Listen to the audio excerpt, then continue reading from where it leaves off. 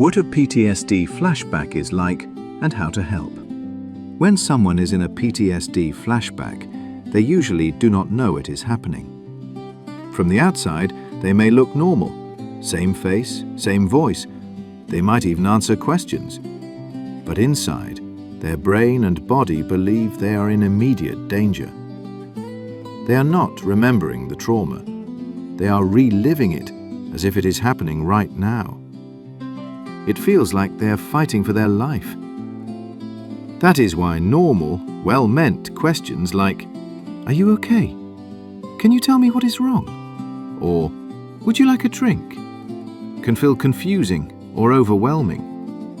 If voices become louder or frustrated, the brain experiences that as more danger. The flashback becomes stronger and harder to come out of. What may look like anger or childish behaviour is often fear and self-protection. This is not a choice. It is a survival response. What helps most is simple. Calm voices, gentle behaviour, patience, and reassurance like, "You are safe right now." When the inside feels life-threatening, the outside must feel safe. Because trauma is not only about what happened, it is also about what was missing. Safety, care, and love.